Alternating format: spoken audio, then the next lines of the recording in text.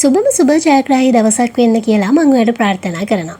ඉතින් අද මම කතා කරන්න යන ව්‍යාපාරික අදහසක් ගැන. ඒ ව්‍යාපාරික අදහස විශේෂ වෙන්නේ ඔයා දන්නවද රුපියල් 10000කටත් අඩු මුදලකින් ඔයාලට මේ ව්‍යාපාර ආරම්භ කරන්න පුළුවන් හැකියාවක් තියෙනවා වගේම දවසට රුපියල් 5000 10000ත් අතර මුදලක් අනිවාර්යයෙන්ම ඔයාලට මේ ව්‍යාපාර වලින් හොයන්න පුළුවන්. ඉතින් ඒක කරන හරිම විදිය සහ හොඳම විදිය මේ වීඩියෝ එකෙන් මම අද කතා කරනවා. ඉතින් ඒ ගැන හරියටම දැනගන්න මේ වීඩියෝ එකත් එක්ක දිගටම ඉන්න. ඉතින් අද මම කතා කරන්න යන මාතෘකාව තමයි වීදි ආහාර ව්‍යාපාර. මේ වීදි ආහාර ව්‍යාපාර මේ වෙනකොට මුළු ලෝකෙම ප්‍රසිද්ධ සංකල්පයක් වෙලා තියෙනවා. මේක ලංකාවටත් ඒ විදිහම තමයි. ඉතින් මම කියන්නම් ඔයාලට වීදි ආහාර ව්‍යාපාරයක් ආරම්භ කරනකොට තියෙන වාසි ගැන මුලින්ම කතා කරමු. ඔයාට වීදි ආහාර නිෂ්පාදන ව්‍යාපාරයක් පටන් ගන්නවා කියලා කියන්නේම ඔයාට මූලික පිරිවැය ගොඩක් අඩුයි. හේතුව තමයි ඔයාට එක තැනකට සීමා වෙලා කඩයක් කරගෙන ඒක කරගන්න ගියොත් ඔයාට ලොකු මුදලක් ඉස්සල්ලාම වියදම් වෙනවා. හැබැයි මේ වීදි ආහාර ව්‍යාපාරයකදී ඔයාට කිසිම මුදලක් ඒ දේවල් වලට වියදම් වෙන්නේ නැහැ. ඒ වගේම තමයි ඔයාට එක තැනකට සීමා නොවි ඔයාට මේක පොදු ජනතාව ඉන්න තැනකට ගිහිල්ලා විකිණීමේ හැකියාවක් තියෙනවා. ඉතින් මේකෙන් ඔයාට දෛනිකව ඉහළ ලාභයක් ලබන්න පුළුවන්. ඉතින් අපි බලමු මේ වෙනකොට ලංකාවේ කරන්න පුළුවන් වීදි ව්‍යාපාර වලින් ගොඩක්ම හොඳම ව්‍යාපාර කීපයක් ගැන. පළවෙනි එක විදිහට මම ඔයත් එක්ක කතා කරන්නේ වඩේ ව්‍යාපාරය. වඩේ ව්‍යාපාරය කිව්වම ඔයාලා දන්නවා නගර සීමාවක් ගත්තාම බොහෝ දෙනෙක් මේ වඩේ ව්‍යාපාරය කරනවා. ඉතින් ඒ හැමෝටම ගොඩක් හොඳ පාරිභෝගික ප්‍රමාණයක් ඉන්නවා. ඉතින් ඔයාලට ඒකෙම තේරුම් ගන්න පුළුවන් වඩේ ව්‍යාපාරයෙන් දවසකට කොයිතරම් හොඳ ලාභයක් ලබන්න පුළුවන්ද කියලා. ඔයාට වඩේ 100ක් වගේ ප්‍රමාණයක් හදන්න රුපියල් 1500ක් 2000ත් අතර මුදලක් වැය වෙන්නේ. ඒ වගේම ඔයා ඒක දෙන විදිය අනුව සහ පාරිභෝගිකයට ගනුදෙනු කරන විදිය වගේම නිර්මාණශීලීව ඔයා මේක හිතලා විකුණුවොත් ඔයාට දවසකට මේකෙන් රුපියල් 5000කට ආසන්න මුදල් ප්‍රමාණයක් ලාභයේ විදියට ලබන්න පුළුවන්. ඉතින් මේක ගැන ඔයා නිර්මාණශීලීව හිතුවොත් අනිවාර්යයෙන්ම දියුණු වෙන්න පුළුවන් හොඳම ව්‍යාපාරයක් තමයි මේ වඩේ ව්‍යාපාරය. ඊළඟට මම ඔයාලට කතා කරන්නේ දෙවෙනියට කෙටි කෑම ව්‍යාපාර ගැන. මේ වීදි ආහාර වලින් ගොඩක් ප්‍රසිද්ධ සහ මේ වෙනකොට ගොඩාක් ඉහළ ලාභයක් ලබන වෙළඳාමක් තමයි මේ කෙටි කෑම වෙළඳාම.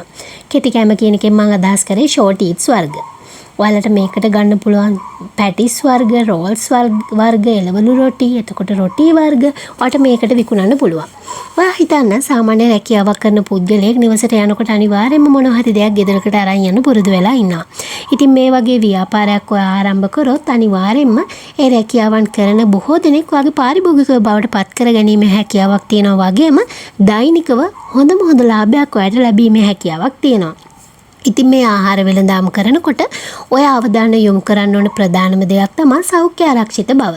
ඒ වගේම තමයි ඔයා පිරිසුදුව පිළිවෙලට මේ වැඩේ කරනවා නම් ඔයා ළඟට එන පාරිභෝගිකයෝ හැමදාම ඔයා ළඟට රඳවගෙන තියාගැනීමේ හැකියාවක් ඔයාට තියෙනවා. ඊළඟට මම තුන්වෙනියට කතා කරන්න බලාපොරොත්තු වෙන්නේ අච්චාර ව්‍යාපාරය ගැන. මේ අච්චාර ව්‍යාපාරය ගැන කිව්වම මේක ලොකු කුඩා හැමෝම ගොඩාක් ප්‍රිය කරන දෙයක් තමයි මේ අච්චාරු. ඉතින් ඔයාලට පුළුවන් මේක වෙනස් විදිහට හිතලා දේශීය මෙන්ම විදේශීය පළතුරු යොදාගෙන ඔයාලට මේ අච්චාරු ව්‍යාපාරය ආරම්භ කරන්න. මේක ආරම්භ කරනකොට ඔයාලට පුළුවන් සමහර සේවා ස්ථානවලට ගිහින් උනත් මේක සේවාදායකින්ට විකුණන්න පුළුවන්. ඒ වගේම තමයි ඔයා එක තැනකට සීමා වෙලා ඉන්න අවශ්‍ය නැහැ. ඔයාලට පුළුවන් මේකේ පොදු ජනතාව ගැවසෙන ස්ථානවලට රාජ්‍ය ආයතනවලට ඔයා කතා කරලා ඔයාලට පුළුවන් මේක විකිණීමක් කරන්න. ඉතින් ඔයාලට මේකට ලස්සන ඇසුරුමක් භාවිතා කරන්න පුළුවන් නම් ඒ වගේම ස්ටිකර් එකකින් ඔයාගේ BR එක අලියාපදිංචි අංක ඒ වගේම ඔයාගේ ලෝගෝ එක මේකේ අලවලා විකුණන්න පුළුවන් නම් ඒකෙන් තවත් ඔයාට ආකර්ෂණීය විදිහට පාරිභෝගික ඉල්ලුමක් ලබා ගන්න ලොකු උදව්වක් වෙනවා. ඊළඟට මම කතා කරන්නේ බීම වර්ග.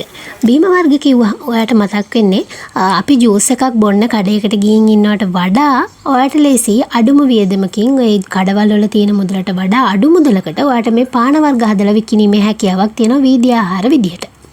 ඔයාට පුළුවන් කොමාරිකා, දොඩම්, අඹ මෙන්න මේ වගේ දේවල් ඔයා වීදි ආහාර ව්‍යාපාරයක් විදිහට පටන් ගත්තොත් ඔයාට මේක කඩවල වල තියෙන මුදලකට වඩා අඩු මුදලකට දීලා ඉහළ ලාභයක් ලබන්න පුළුවන් හැකියාවක් තියෙනවා. ඒ වගේම තමයි ඔයාලට කාලගුණය, දේශගුණය බලලා මේක විවිධ වෙනස්කම් වලට විකුණන්න පුළුවන්. ඒ වගේම තමයි තැඹිලි ව්‍යාපාරය ගත්තාම කලින් අපි ඉස්සර වගේ තැඹිලි ගෙඩියක් කපලා බොන්න දෙනවට වඩා මේ වෙනකොට කූල් තැඹිලි විදිහට විකුණනවා. ඒකිනුත් හොඳ ලාභයක් ඔයා දන්නවද ව්‍යාපාරික කරන ව්‍යාපාරිකයන් ලබනවා කියලා. ඒ වගේම තමයි ඊළඟ ව්‍යාපාරය බයිට් වර්ග. බයිට් වර්ග කිව්වම ඔයා දන්නවා මුරුක්කු වර්ග, ඒ වගේම රටකජු බැදලා, ඒ වගේම තමයි කඩල මේ වගේ දේවල් ඔයාලට මේකට පාවිච්චි කරන්න පුළුවන්. මේකත් ගොඩාක් හොඳ ලාභ ලබන්න පුළුවන් වීදි ආහාර ව්‍යාපාරයක්. ඉතින් ඔයාලට මේකට තව වෙනස්කමක් කරලා ස්වීට්ස් වර්ග එකතු කරන්නත් පුළුවන්. රටඉඳි, ඒ වගේම බූන්දි, පුහුල් දෝසි මෙන්න මේ වගේ දේවල් එකතු කරලා ඔයාගේ ව්‍යාපාරය ඔයාලට ලොකු කරගන්නවා වගේම ගොඩාක් හොඳ ලාභයක් ලබන්න පුළුවන්. ඊළඟට තමයි මුදවපු කිරි වෙළඳාම. මේ මුදවපු කිරි කියන එක ඔයාලට පාරායිනේ උනත් තියලා විකුණන්න පුළුවන් දෙයක්. ඉතින් ඔයා මේක ආවරණය වෙන විදියට සෞඛ්‍ය ආරක්ෂිතව විකුණනවා නම් ඔයාලට ගොඩාක් හොඳ ඉහළ ලාභයක් මේකෙන් ලබන්න පුළුවන්.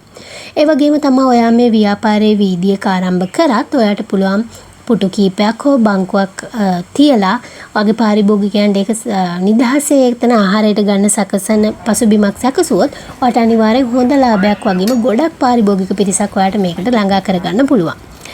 ඉතින් මම හිතනවා අද වීඩියෝ එකෙන් ඔයාලට දැනගන්න ලැබෙන්නේ නැති කියලා ඊටම අඩු මුදලකින් පටන් ගෙන කොහොමද ඉහළ ලාභයක් මේ වීදි ආහාර ව්‍යාපාර වලින් ලබන්නේ කියලා. ඉතින් ඔයා මේ ව්‍යාපාරයක් අනිවාර්යෙන් ආරම්භ කරන්න. ඔයාලගේ උනන්දු උත්සාහය වගේම සෞඛ්‍ය ආරක්ෂිත බව ගැන ගොඩාක් ඔයා සැලකිලිමත් වුණොත් සහ මේක පාරිභෝගිකයාට ගැළපෙන විදිහට ආසහිතන විදිහට ඔයා මේක විකුණුවොත් ඔයාට ඉහළ ලාභයක් ලබන්න පුළුවන්. ඉතින් මම හිතනවා අද වීඩියෝ එක ඔයාට අලුත් ව්‍යාපාරයක් ආරම්භ කරන්න හොඳ අදහසක් ලැබෙන්නේ නැති කියලා. ඔයා ගාව තියෙන මුදල රුපියල් 10000කට අඩු මුදලක් වුණත් ඔයාට මේක හරිම ලේසියෙන් ආරම්භ කරන්න පුළුවන් ව්‍යාපාර කීපයක්. ඉතින් ගොඩක් ස්තුතියි මගේ වීඩියෝ එක බැලුවට සහ මාව subscribe කරලා මගේ මේ වීඩියෝ එකට ලයික් එකක් දාන්න කියලා ඔයාලගෙන් ආදරෙන් ඉල්ලනවා.